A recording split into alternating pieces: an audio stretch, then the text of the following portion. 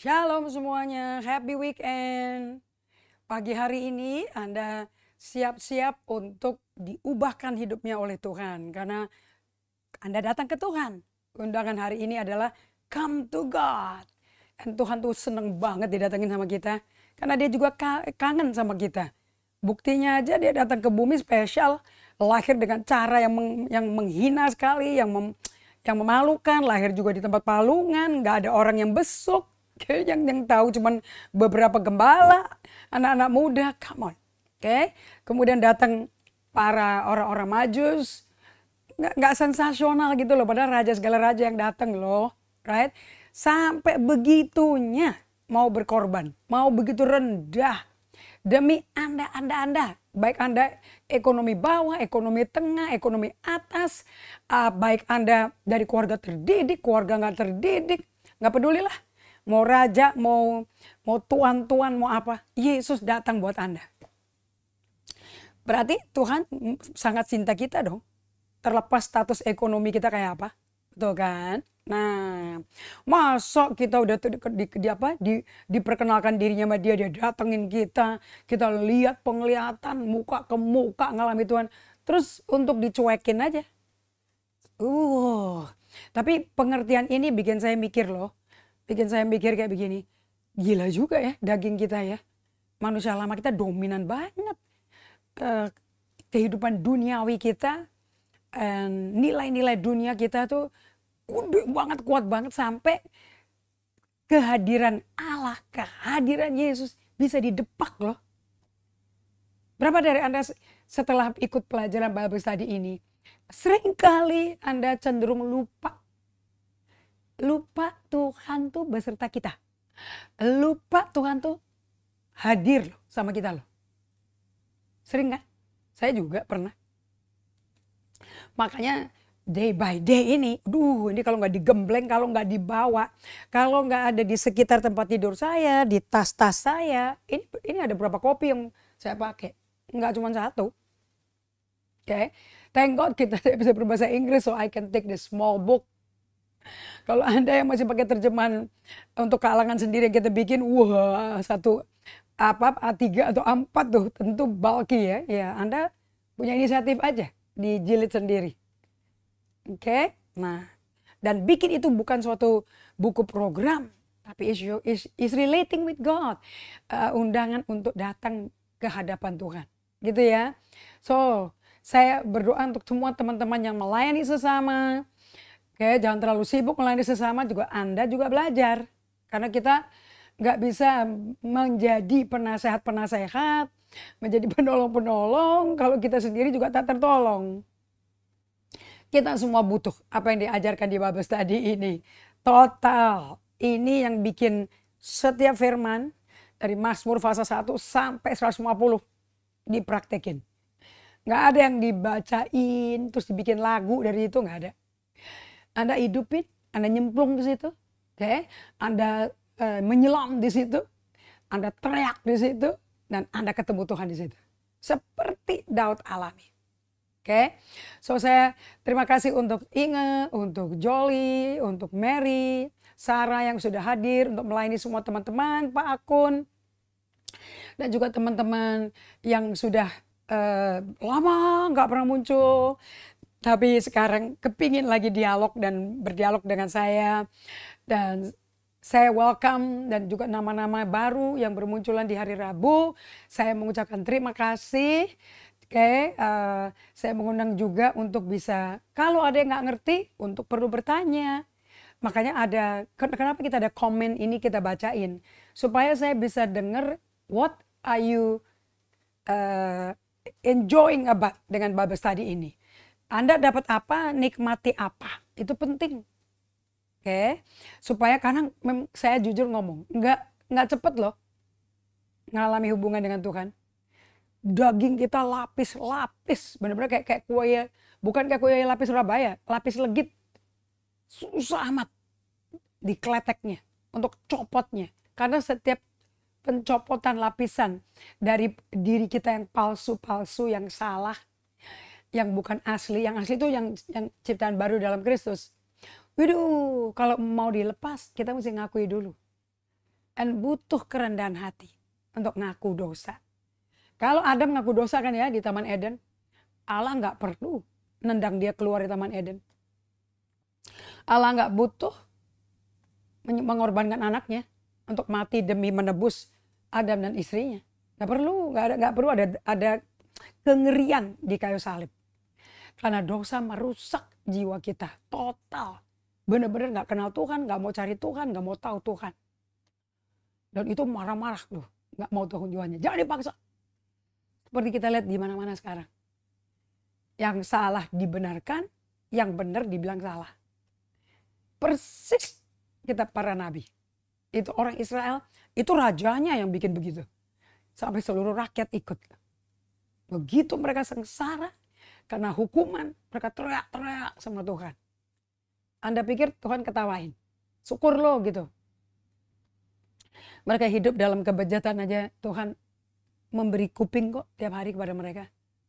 Satu orang bertobat aja, teriak Yeskel 22 ayat 30, dia dengar. Bahkan satu bangsa akan diselamatkan.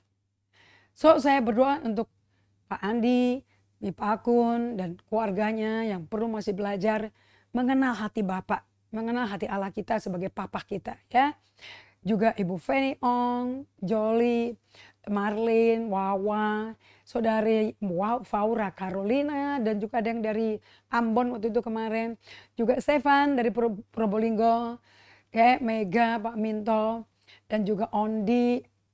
Ya, saya berdoa, minta deh hati yang berseru sama Tuhan itu penting banget. Puji Asuti dan Rika Sudirjo, oke. Semua yang bergabung saya terima kasih karena saya bagikan kesalahan-kesalahan saya supaya Anda tidak mengulangi kesalahan saya. Mumpung saya masih hidup, masih bisa kasih tahu salah saya di mana, ya Anda jangan niru gitu loh. Kalau udah dikasih tahu tetap niru kan, itu berarti Anda belum lahir baru kali. Hati Anda belum dikasih yang lembut. Dan Anda dibutakan oleh ilah dunia ini. Sama seperti Anania Safira. Di gereja, di hari Pentakosta. Gereja yang penuh hadirat Tuhan. Ada orang nggak ketemu hadirat Tuhan, nggak dipenuhi Roh Kudus, datang ikut-ikut joining the club. Karena banyak orang kaya di situ. Persembahannya kan gila-gila. Pulau. Hasil penjualan pulau. Mana ada persembahan seperti 1.000 perak, 2.000 perak, gak ada. Dan itu dirayakan luar biasa. Makanya ditulis, si Barnabas, orang yang baik dari Siprus, suku Lewi. Orang Lewi kaya-kaya. Datang orang merasa kaya dan mau diakui kaya sama orang. Anania Safira. Di dalam hadirat Tuhan. Kan Tuhan gak ada utik-utik mengenai persembahannya loh. Nilainya berapa nggak diutik-utik. Dan Tuhan nggak ngomong mengenai persembahan dia. Cuman di hatinya dia mau impresi orang. Dia pentingin sekali apa kata orang dibandingin apa kata Tuhan. So dia jual tanahnya, tapi sebagian dia tahan. Cuman bawa ke bait Allah untuk kasih tahu ini segalanya. Hasilnya ini total semua tuh ya ini. Padahal sebagian ditahan. Petrus langsung ngomong di dalam kemuliaan Allah yang full. Di situ rajanya Yesus bertahta di situ loh. Petrus berkata, Ananias, yang hebatnya ya bisa tahu loh namanya Ananias loh. Nggak tahu kapan kenalannya. Ananias itu di ibadah loh itu. Kamu membawa persembahan ini jumlahnya sekian ya? Dia bilang iya. Bukankah selama itu tanah milikmu, itu tetap milikmu. Nggak ada urusan sama Tuhan. Kalaupun kejual, itu juga milikmu. Dan Tuhan nggak ada urusan sama itu. Tapi kamu datang kemari, di mana Allah hadir. Terus kamu bohong di hatimu. Dusta. Dosa berdusta di hadapan Allah. Langsung penghukuman mati instan loh. Karena full hadirat Tuhan. Nggak ada tunggu-tunggu. Ibadahnya 3 jaman. Karena 3 jam kemudian kira-kira istrinya datang. Langsung ditanya juga, persembahannya sekian ya? Jadi hati-hati kalau kita mau doa-doa minta hadirat Tuhan yang dinyatakan. Nyatakan kuasamu, nyatakan kuasamu. Anda bisa mati loh kalau banyak bohong. Kita ini zaman sekarang ini zaman seperti zaman Samuel. Lahir. Di mana hadirat Allah nggak ada. Ikabod. Makanya firman Tuhan tuh jarang. Karena hadiratnya nggak ada, hampir nggak ada. Tuhan nggak hadir. Tidak manifest kehadirannya. Makanya anaknya Imam Eli bisa memaksa jemaat untuk kasih persembahan. Berzina di depan pintu. Anda tahu berzina di depan pintu artinya apa? Bukan di depan masuk pelataran. Di depan pintu ruang kudus. Dan itu berulang-ulang berhari-hari loh. Kok nggak langsung mati kayak si Ananias? Mati tuh Ananias. Mati itu. Musnah. Binasa. Kok yang ini bisa berzina, meresin rakyat untuk kasih persembahan bagus-bagus buat bapaknya yang di 98 tahunnya, tambah lama tambah gemuk. Karena dia kasih persembahan mahal-mahal. Mereka kerja tiap hari loh, persis melakukan perintah Allah sebagai suku Lewi. Sayangnya mereka nggak berfungsi sebagai hakim yang benar. Makanya Samuel diangkat mesti lahir. Itu nasarnya Hana perlu itu. Kalau nggak ada hakim lagi. Di Israel, hakim itu membawa revival, membawa pertobatan. Jadi di mana hadirat Allah tidak penuh, dosa merajalela. Tapi nggak berarti bahwa penghakiman nggak ada. Ada kok. Suatu hari bangsa Filistin menyerang, dan apa yang terjadi? Tabut Allah dicuri kan? Mantunya Eli langsung hamil tua, langsung lahir. Mati langsung. Anaknya lahir namanya Ikabod. Artinya, Kabod artinya kemuliaan Allah. Lahir di mana Allah tidak hadir. Imam Eli langsung mati. So saya mau pengelajaran Bible study ini jangan dimainin. Sementara kita lagi Ikabod di seluruh dunia.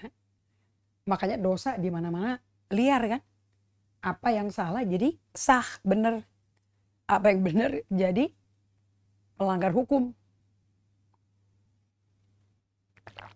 Anda tetap setia datang kepada Tuhan. Mau kerasa sesuatu atau enggak kerasa sesuatu, mau merasa merinding, hangat Tuhan hadir bang enggak, atau mengalami, tetap datang ke Tuhan. Minimum 2 kali sehari. Nanti waktu penghakiman Allah datang, Israel kalah dan belum pernah kalah seperti sebelum-sebelumnya.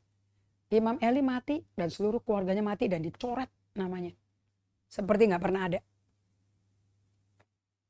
Dan tabut Allah dibawa kan ke rumahnya Dagon. Sampai nanti Daud yang merebut kembali. Daud aja salah-salah ngambilnya. Karena udah lama, udah dilupain. Nggak tahu hidup dalam hadirat Tuhan kayak apa. Kita ini di zaman Ikabod loh ini. Firman Tuhan jarang. Nabi juga nubuat apa kita juga nggak tahu. Kata kerasa lah kalau Tuhan ngomong gitu. Buas. Samuel masih kecil 10 tahun kali. Begitu dia belajar kenalan suara Tuhan. Langsung setelah 3-4 kali belajar kenal suara Tuhan. Yang pertama, ketiga, keempat gagal. Yang kelima yang dus. Langsung Imam Eli tanya. Tuhan ngomong apa? Tuhan ngomong apa? Wih, anak kecil ngasih pesan. Keluargamu akan binasa. Nah, itu nubuat itu asli itu kayak gitu. Pasti keselarasan hidup kita balik ke Tuhan. Makanya selama masih dapat disebut hari ini, jangan keraskan hatimu. Day by day, daily office jangan dianggap sepele. Nanti mendadak penghukuman Allah datang seperti Ananias Safira, seperti Imam Eli, tiada maaf bagimu. Anda gak tahan loh hari itu, hari kedatangan Tuhan, ngeri. So jangan pelajaran Bible study ini dianggap remeh. Izinkan Tuhan bersihkan dalamnya Anda setiap kali Anda datang kepada Tuhan. So saya minta Anda semua siapkan catatan, siapkan Alkitab Anda. Always ada post-it atau block note khusus namanya block note Bible study.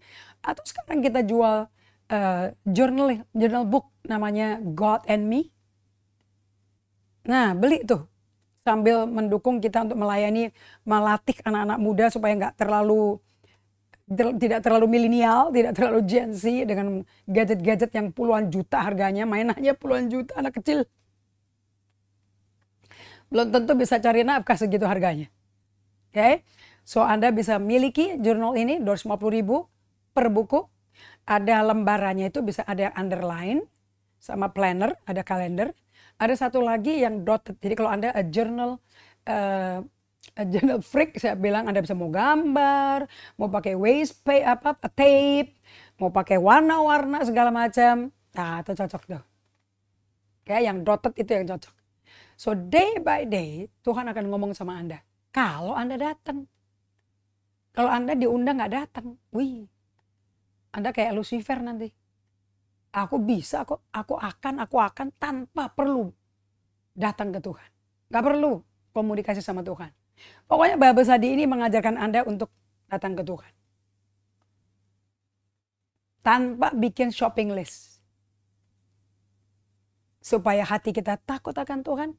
Karena Mazmur 19 berkata, hati yang takut akan Tuhan itu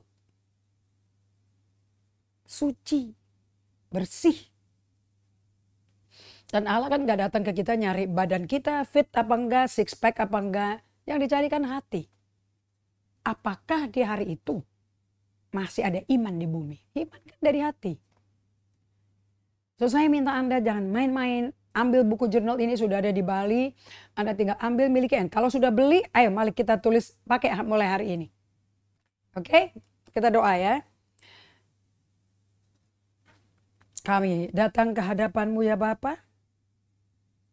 Untuk berdiam. Untuk slow down.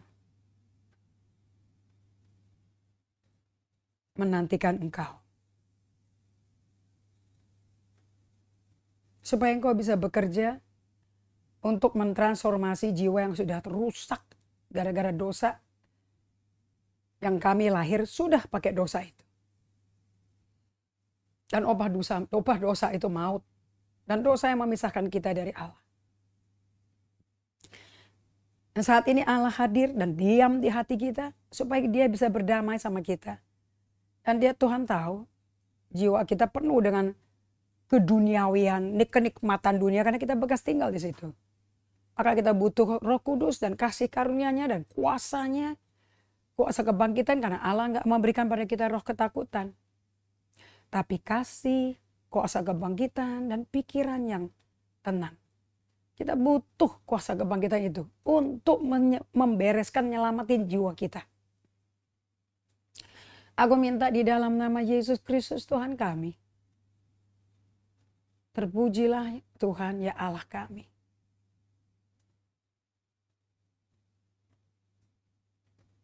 Pimpin kami pagi hari ini. Dalam nama Yesus Kristus kami berdoa mengucap syukur. Amin. Oke, so kita sekarang gara-gara Pentakosta, Roh Kudus tinggal di dalam kita. So saya sebutin ya.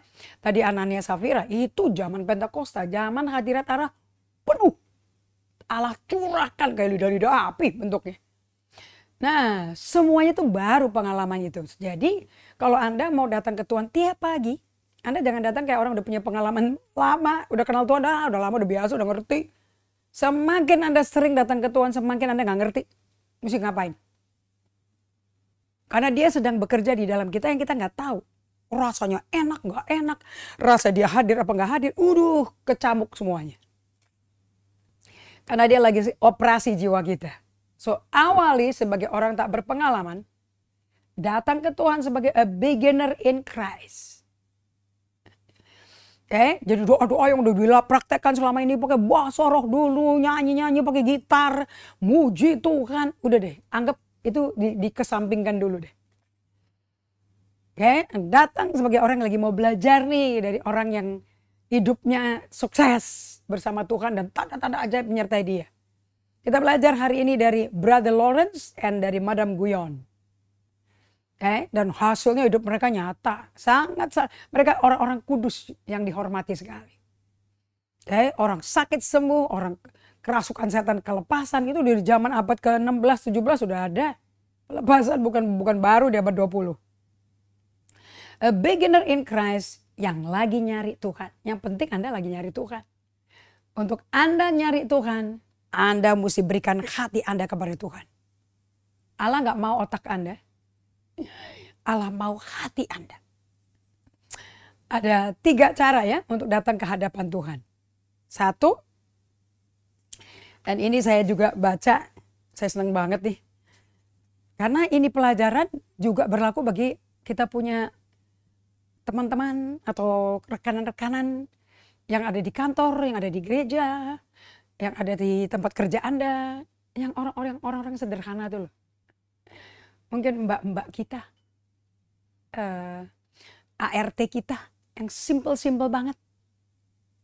Kita mesti belajar bahwa apa yang diajarin ini cocok juga bagi orang yang gak sekolah, yang buta huruf. Kan gak, sampai hari ini masih banyak kok orang yang buta huruf. Kalau mereka gak bisa pakai, ya gak cocok. Karena orang yang buta huruf, gak tuli, gak buta, gak ada cacat mental, gak ada cacat fisik, tapi ya cacat mental. Oke. Right? Karena orang berdosa kan cacat mental. Penuh ketakutan, amarah, sedih yang tak terproses. Selalu penampilannya maunya, haleluya, Tuhan besertaku, aku kuat. Padahal lagi down, lagi hancur-hancuran jiwanya loh. Bagi orang yang gak bisa baca Alkitab, gak bisa baca PowerPoint, itu gimana ngajarin ini? Ya didengerin aja. Kita nggak mungkin lah Tuhan kasih kita berdoa yang susah bagi orang buta huruf loh. Bagi orang-orang di pedalaman tuh kayak di Amerika Selatan tuh, orang-orang suku Amazon, di sungai Amazon. Gimana mereka mau baca ini? Orang-orang di Timikas, di Wamena, nulis saja juga mungkin belum bisa. Tapi yang mereka tahu nyirih pinang.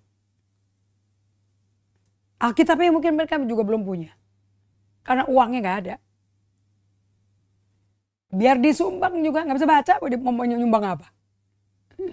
Oh, kita kasih audio Bible, bagus. Tapi kalau Bible toh dikasih, kan butuh Roh Kudus. Dan mereka mesti terima dulu baptisan Roh Kudus. Anda mesti nonton. So kita tontonannya mesti sesimpel mungkin.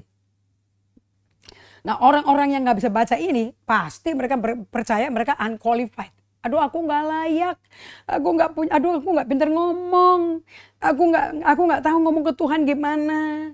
Bagaimana hidup berdiam, itu apa toh? Makanya mereka sibuk jadi petani, sibuk ngumpulin apa aja lah. Sibuk ngerjain apa sekalipun gak bisa baca, gak bisa nulis. Nah, apakah mereka bisa berdoa atau harus berdoa? Kalau nggak berdoa juga dosa. Iya sama, kita nggak berdoa juga dosa, mereka nggak berdoa juga dosa. Apalagi kalau mereka udah lahir baru dan dipenuhi Roh Kudus mengalami Pentakosta. Bagaimana kita memimpin mereka? Buku yang paling top di dunia itu cuma tentang satu pribadi. Namanya Yesus Kristus. Anda tahu nggak Alkitab kita 66 buku isinya mengenai satu pribadi namanya Yesus. Jadi orang buta huruf bisa dong berdoa kepada Yesus. Bisa dong dialog sama Yesus. Nah makanya step pertama yang paling mudah sekali adalah berdiam di hadapan Tuhan. Karena Tuhannya sudah ada di perut Anda. Di sini Anda akan praktek untuk memfokuskan pikiran Anda pada Kristus. Sama kayak Samuel kecil. Dipisahkan dari mamanya Hana. Masuk ke bait Allah. Hidupnya tuh di ruang kudus loh. Begitu Allah berkata, Samuel. Dia lari ke Pak Imam Eli. Dipanggil ya? Pak, dipanggil ya? Oh enggak. Kamu tidur. Dia pikir ngelindur kali. Karena waktu itu jarang loh suara Tuhan. Jadi si Eli juga udah lama gak denger. Datang lagi suara Allah berkali-kali. Dan di situ the word of the Lord was rare. Suara Tuhan itu langka. Bukan jarang, langka. Sampai Imam Eli sama anak-anaknya aja pada gak tahu suara Tuhan kayak apa lagi. Mereka rutinitas saja pelayanan. Udah gak tahu suara Tuhan kayak apa. Karena gak pernah datang ke Tuhan. Mereka datang ke bait Allah, kerja buat Tuhan, tapi tidak datang ke Tuhannya. Mereka gak ketemu Shekinah glory. Oh pasti zaman itu nggak ada Shekinah Glory ya. Tapi kok nggak ada pertobatan ya. Nah setelah Anda berdiam diri, mari kita masuk ke step kedua. Berdoa firman. Nah di bagian ini penting ya. Bukan berapa banyak firman Anda selesaikan loh.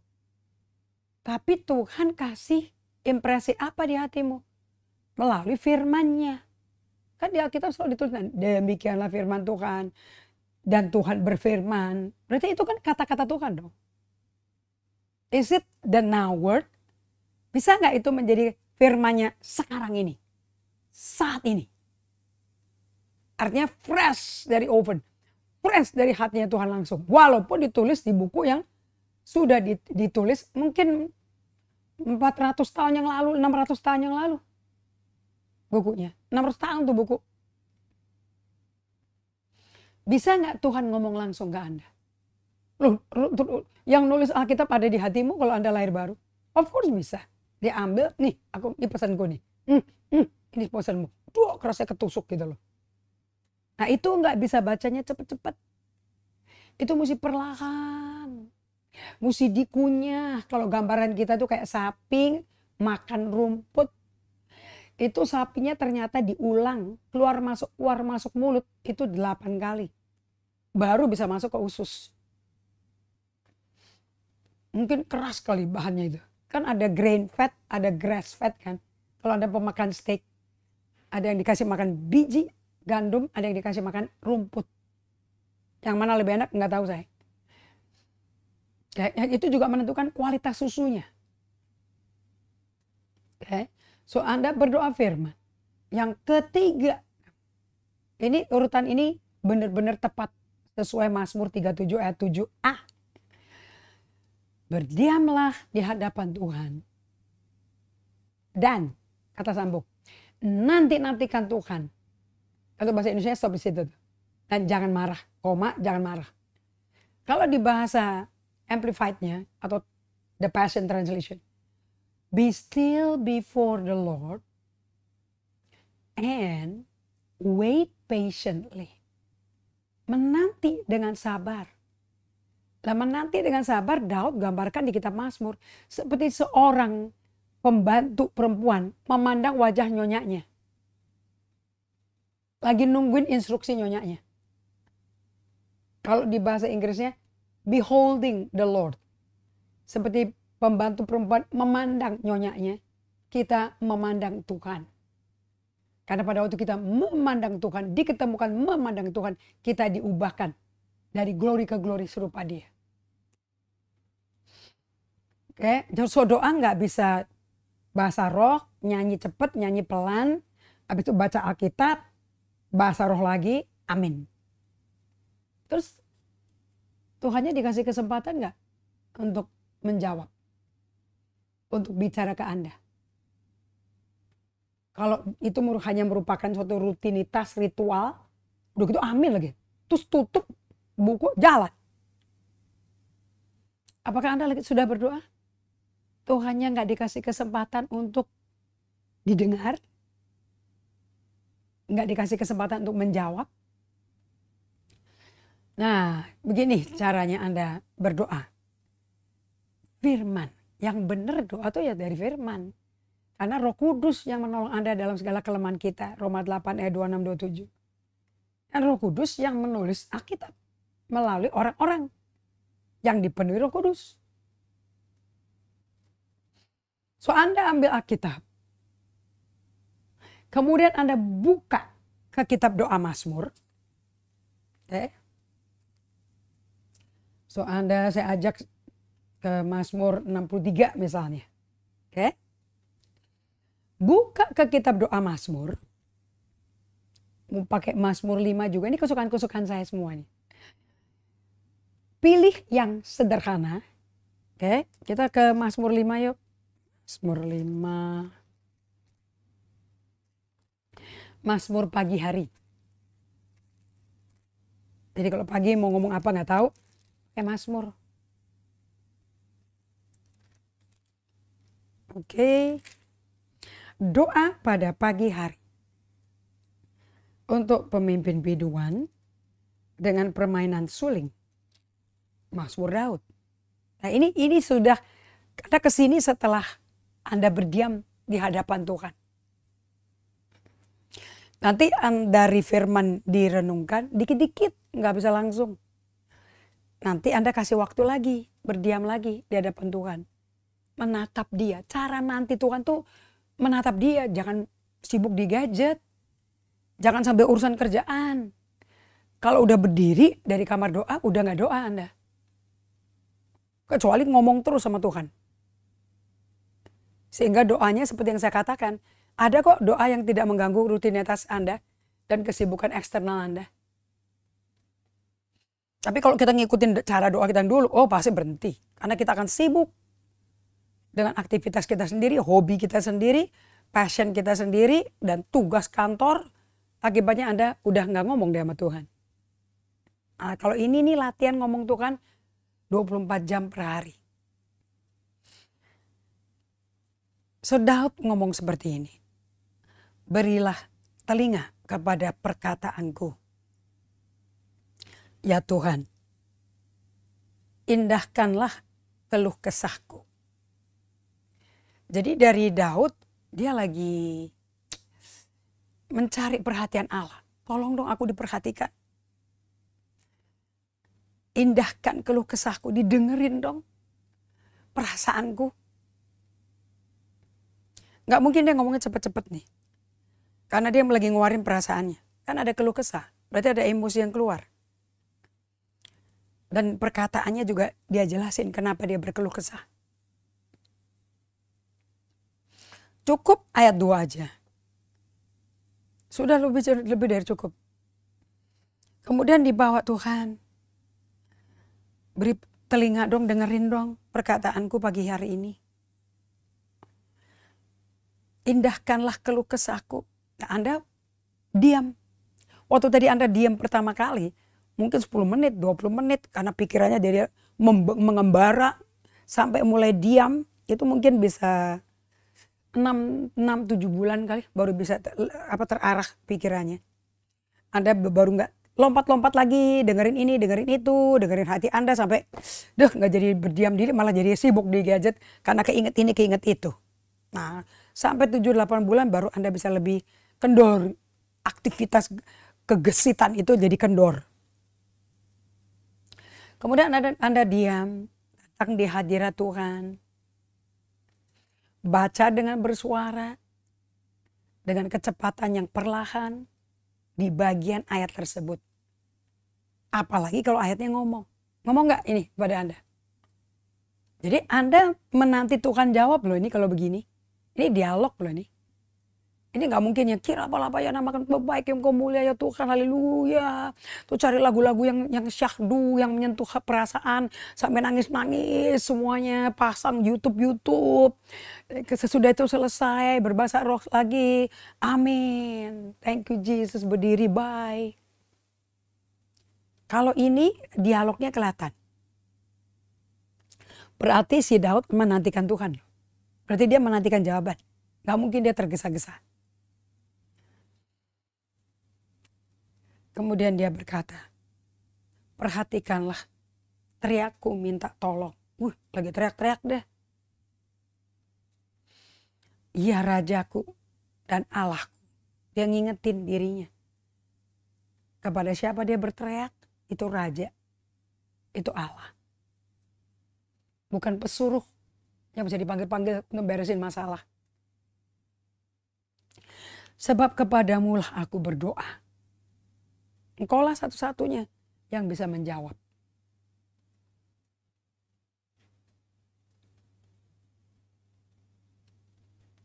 Tuhan, pada waktu pagi Engkau mendengar seruanku.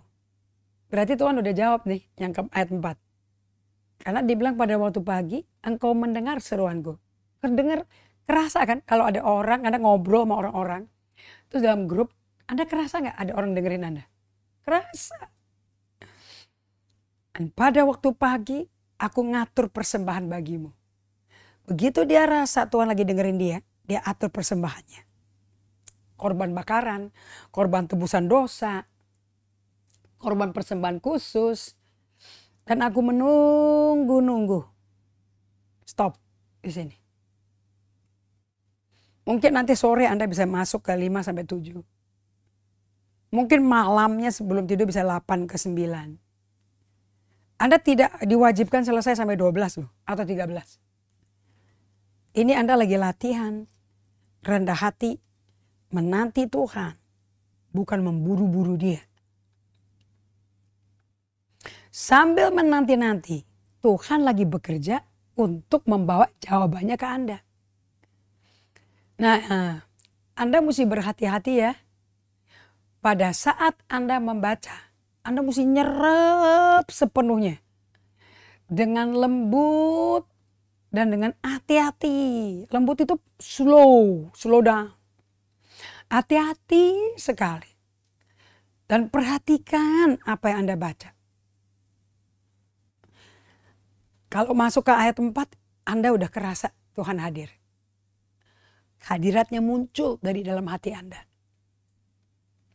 Waktu itu Anda udah sampai level mengecap doanya Daud.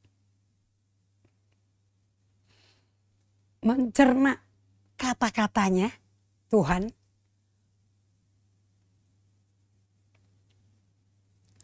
Sementara Anda lagi baca. So, jangan perkataan Anda mengganggu konsentrasi Anda. Makanya kalau udah latihan terus fokus pikirannya kepada Tuhan. Segala macam hadiah, segala macam acara apapun. Anda ingat aja.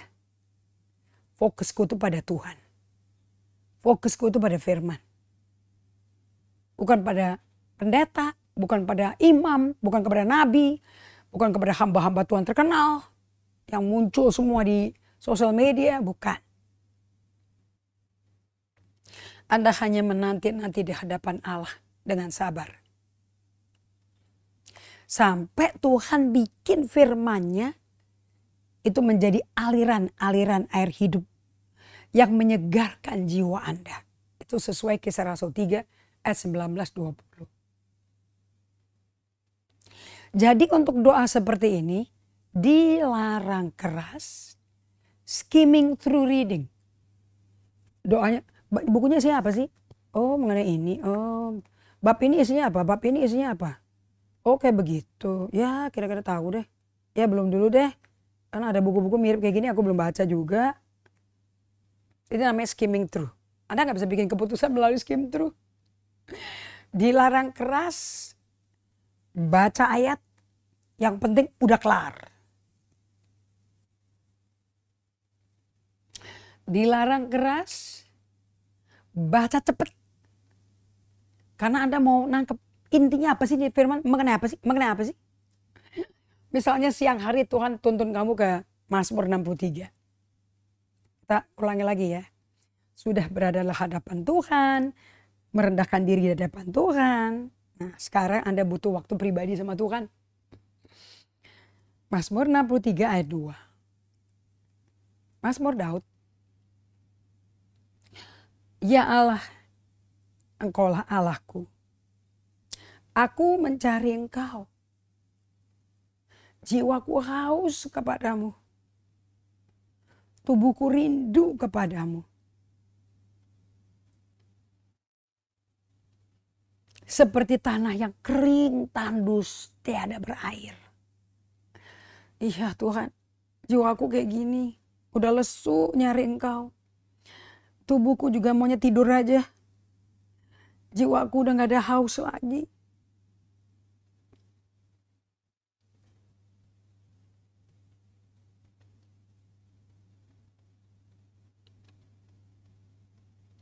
Dari tempat paling terpuruk seperti itu,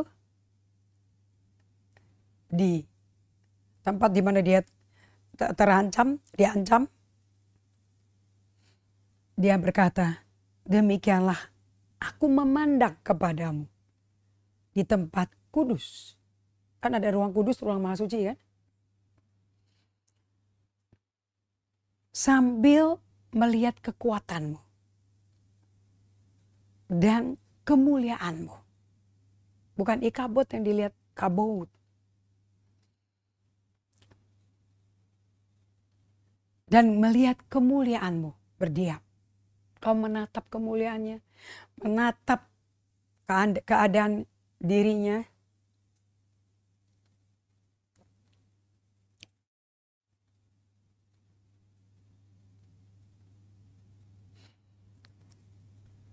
Anda bisa berdiam di situ. Anda bisa mengalami kekuatannya, kemuliaannya. Nanti lihat, akan hadir kemuliaan Allah. Tapi Anda nggak bisa buru-buru. Kalau Anda buru-buru, Anda melanggar Pengkhotbah 5 ayat 1 dan 2. Anda nggak tahu Allah itu siapa loh. Dan dia posisinya di surga. Dan kita di bumi bersekutu dengan Roh Kudus. Oke. Jadi ingat ya. We are coming to the Lord by means of, kita tuh datang ke hadapan Tuhan dengan cara apa? Praying the scripture. Doa firman. It is God personal word to you. Karena itu menjadi kata-kata pribadi Tuhan untuk Anda. Nggak ada untuk orang lain. Nggak ada untuk bojo Anda. It is God's personal word to you. So read very slowly. Dari firman yang menyentuh hati Anda. Dan berbicara pada Anda. Maka Anda gunakan firman-Nya Tuhan itu untuk menjadi doamu. Jiwaku kering. Aduh, gak ada keinginan nyari Engkau. Gak kerasa hadirat-Mu, kau rasa jauh banget Tuhan. Di tengah tekanan hidup, di tengah tantangan hidup, kok Engkau gak kerasa sih hadirat-Mu, aku gak bisa pegang. Persis kayak tanah yang kering dan tandus, gak ada berair, gak ada air hidup, gak ada hadirat Allah. Demikian aku memandang kepadamu di tempat kudus.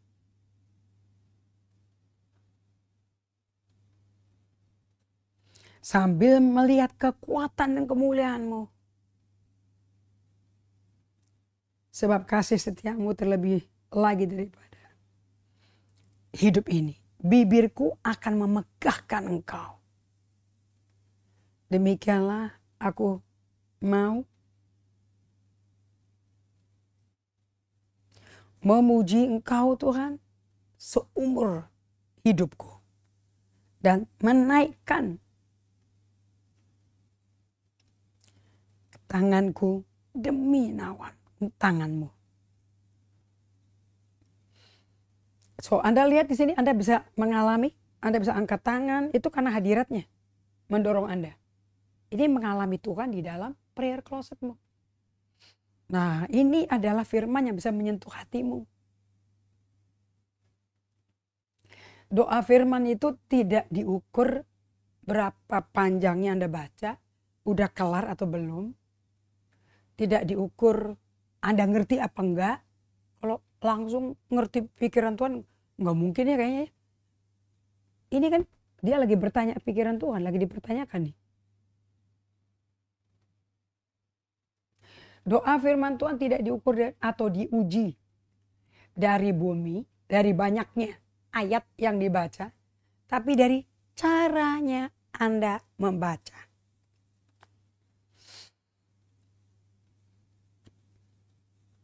So Anda nggak bisa berkata, aku udah doa, aku udah baca firmannya, aku udah kelar. Oh nggak bisa begitu.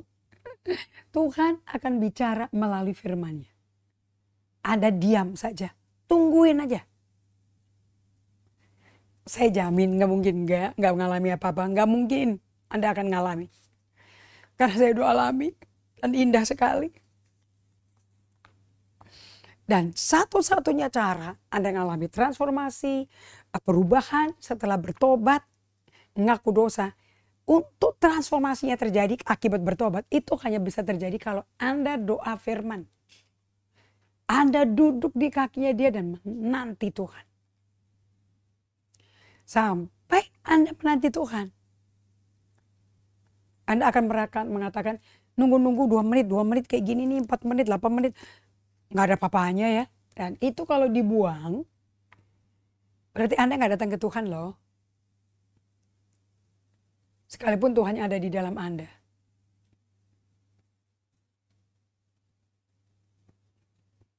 Yes, Lord. Banyak dari Anda tidak melakukan apa yang Tuhan perintahkan. If you love me, you obey my commandment. Kalau kau mencintai aku, kau mentaati firmanku. Banyak umatku tidak datang kepada aku, menerima undanganku, karena mereka gak cinta aku lagi. Tapi upah dosa adalah maut. Dosa itu merusak jiwa kita, sehingga kita gak nyari Tuhan. Kalau Anda nyari Tuhan, berarti hati Anda udah baru. Hati Anda udah diberikan hati yang baru. Gak mungkin hati yang lama. Karena kita gak punya kekuatan untuk nyari Tuhan. Kita baca sama-sama ya. Dari kitab Roma, kita gak ada kekuatannya. 1 Tesalonika 5 ya. Mulai dari ayat yang ke-14. Ini kalau doanya Paulus nih. Dan dia ngalami. Kami juga menasihati kamu. Saudara-saudara, tegurlah mereka yang hidup dengan tidak tertib. Hiburlah mereka yang tawar hati.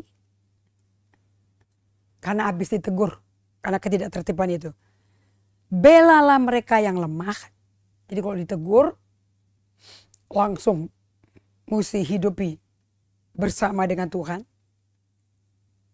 Anda mungkin ngalami ini nih. Kami juga mengasihani kamu. Saudara-saudara, tegurlah mereka yang hidup yang tidak tertib. Hiburlah mereka yang tawar. Dan belalah mereka yang lemah. Sabarlah terhadap semua orang. Jadi enggak ada yang tergesa-gesa. Perhatikanlah supaya jangan ada orang yang membalas jahat dengan jahat. Ini Anda akan tahu loh ini kalau Anda di hadirat Tuhan. Tetapi usahakanlah senantiasa yang baik terhadap kamu masing-masing dan terhadap semua orang. Anda mesti cerna ini. Paulus nggak mungkin nulis kayak begini kalau nggak mengalami ini. Di tengah-tengah orang yang mau jahatin Anda jangan membalas jahat dengan jahat. Tapi yang Anda usahakan adalah senantiasa yang baik terhadap kamu masing-masing dan terhadap semua orang. Alias kalau Anda nggak berdiam dan pelan-pelan berdoa firman, Anda nggak ngalami transformasi, dan Anda akan punya hubungan dengan diri Anda yang nggak sehat, dan hubungan dengan Tuhan yang gak ada. Akibatnya dengan sesama orang yang ada cuman Anda yang lama. Anda yang ciptaan baru gak ada. Oke. Bersukacitalah senantiasa. Ayat 16. Yang ini bagus nih. Tetaplah berdoa. Jadi di tengah-tengah dituduh, difitnah. Di tengah-tengah melakukan kesibukan bagi Tuhan. Anda hilang gak sukacitanya? Kalau Anda gak hilang sukacitanya, Anda di hadirat Tuhan. Kenapa? Karena ayat 17-nya berkata, tetap berdoa. Ini kalau di Passion Translation Bible, saya ambil ya. Bagus sekali nih, the Passion Translation Bible.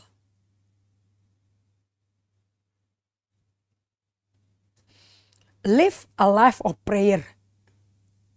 Itu The Passion Translation Bible ngomongnya seperti itu. Oke, English Bible. Paling bawah. There you go. 2 Tesalonika. Maaf. 1 Tesalonika 5 ayat 17. Make your life a prayer. Betul kan? Make your life a prayer. Artinya apa?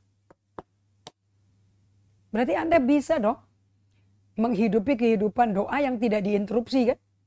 Ini message kita yang 2 minggu terakhir ini. Kita bisa kok berhubungan sama Tuhan. Sekalipun kita lagi punya keaktivitas dan rutinitas sehari-hari. Kayak ibu rumah tangga mesti ngepel, nyapu rumah, jemput anak, makan siang anak, siap masak malam untuk suaminya. Bisa nggak kita berada di hadirat Tuhan tanpa terganggu? Doa ini udah dipraktekin loh ribuan tahun oleh orang-orang yang tidak mau kehilangan Tuhan di tengah kesibukan dunia. Ini 100% doa jenis tetap berada dalam hadirat Tuhan. Tidak dimulai dengan pikir asal doanya, jangan apa yang timbul di pikiran baru doa. Yang kayak gitu nggak ada hadirat Tuhan. Kalau ada hadirat Tuhan mesti timbul dari hati. Oke, harus dari hati, nggak bisa datang dari pengertian atau dari pikiran kita. Ini doa yang dipanjatkan dari pikiran manusia. Nggak memadai, sangat limited. Dan fokusnya juga kemana-mana. Dan pikiran kita kan terbatas. Hanya bisa pikir satu hal. Tapi doa yang dimulai dari hati nggak terganggu sama pikiran kita. Nggak menghalangi kerjaan kita. Karena kerjaan kita di sini. Tapi hubungan kita sama Tuhan di hati. Nah, untuk itu Anda perlu self-disiplin. Day by day-nya, ini alatnya nih untuk disiplin. Lama-kelamaan tiap hari mau ngantuk kayak ketiduran kayak sampai berbangun lagi, it doesn't matter. Lama-kelamaan bila Anda tekun, kan Tuhan lihat Anda serius. Anda tekun disiplin datang kepadanya dari hati. Lama-kelamaan keinginan egois daging kita dikikis. Kekuatannya berkurang manusia lama kita. Nggak mudah lagi mengendalikan ego kita. Tapi ego kita akan lepas kendali. So, suatu hari kerinduan Anda cuma satu. Hanya untuk berada di hadirat Tuhan. Nanti Anda akan dengar Tuhan ngomong.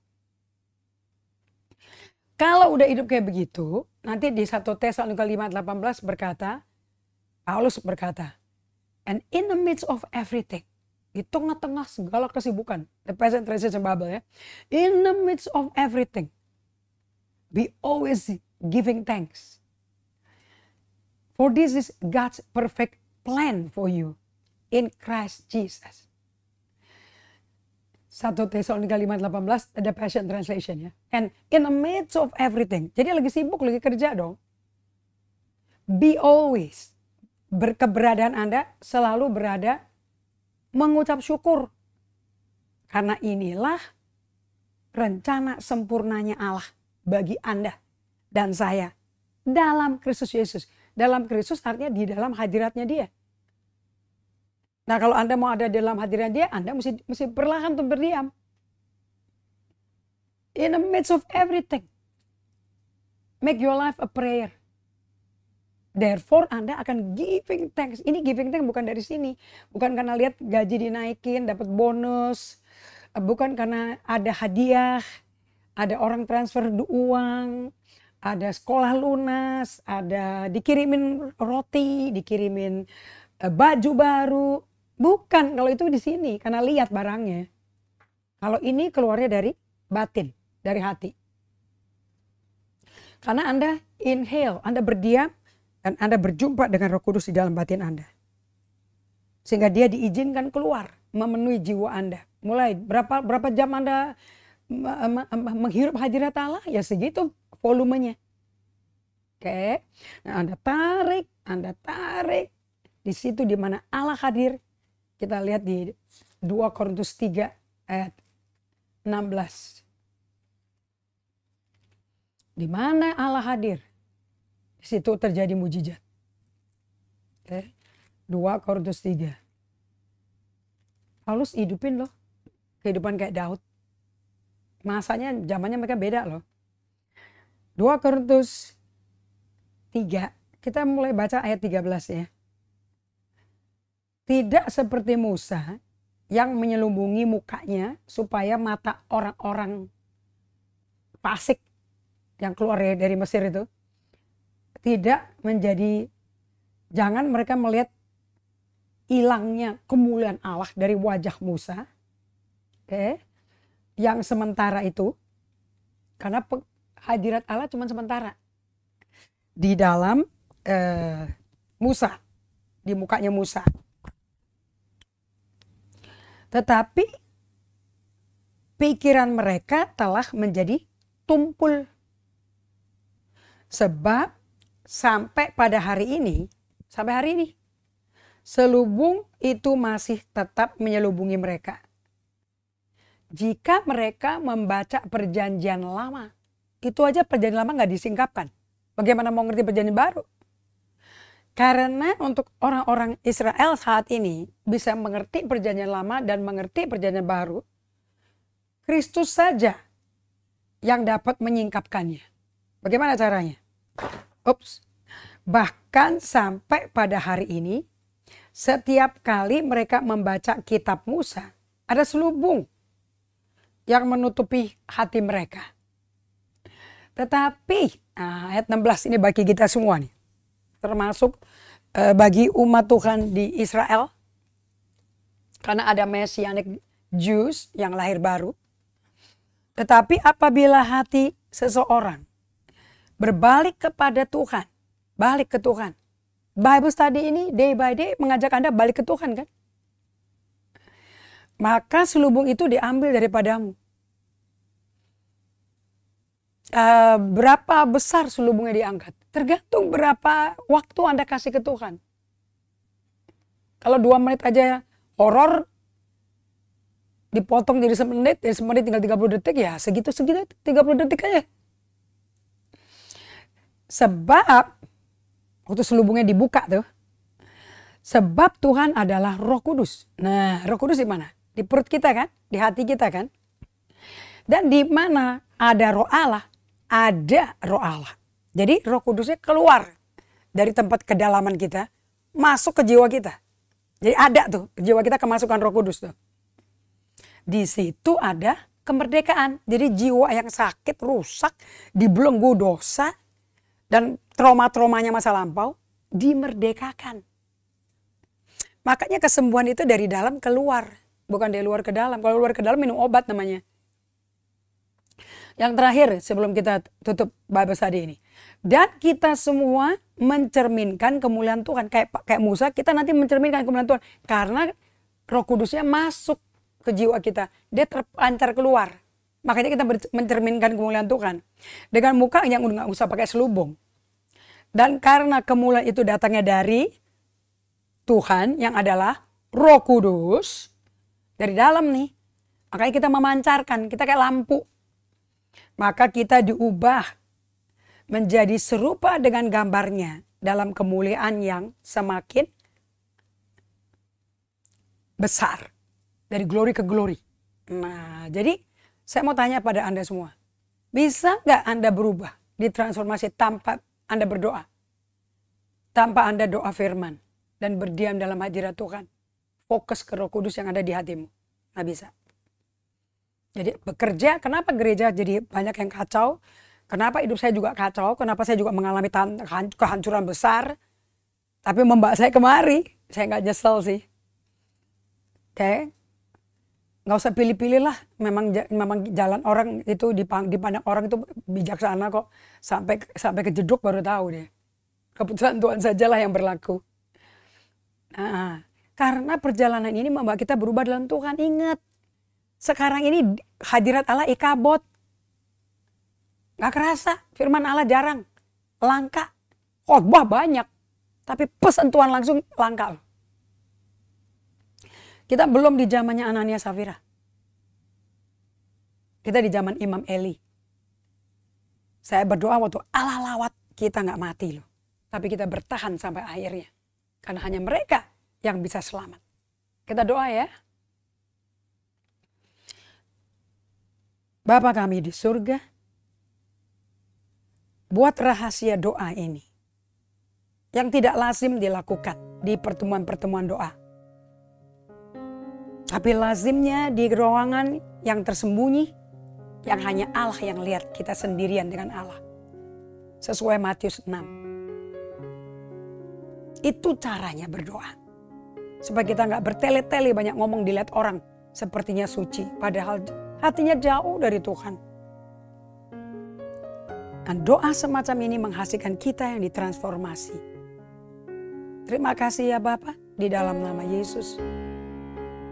Melalui Bible study ini tidak ada satupun yang akan tetap sama jika dipraktekkan. Aku berdoa Dan aku mengucap syukur untuk hari ini. Dalam nama Yesus. Amin. Jangan lupa nanti jam 2 ketemu sama saya di ibadah Gereja Generasi Apostolik di Hotel Trans Resort Sunset Boulevard. Oke, kita ketemu 2 o'clock and let's study the Bible. And dengerin Tuhan ngomong apa. Tuhan ngajarin apa di akhir zaman ini. Apa pesan Tuhan yang dibutuhkan gerejanya. And bawa catatan Anda dengan Anda beli di meja depan. Di situ ada meja buku-buku teks yang kita pakai untuk membawa pengalaman dengan Tuhan. Dan juga buku jurnal ini 250.000 bagi khalayak umum. Untuk youth Ignite karena tabungan mereka beda, ada harga khusus. Anda bisa cek dengan Saudara Weda yang menangani ibadah youth siang hari ini. Sampai jumpa, Tuhan berkati.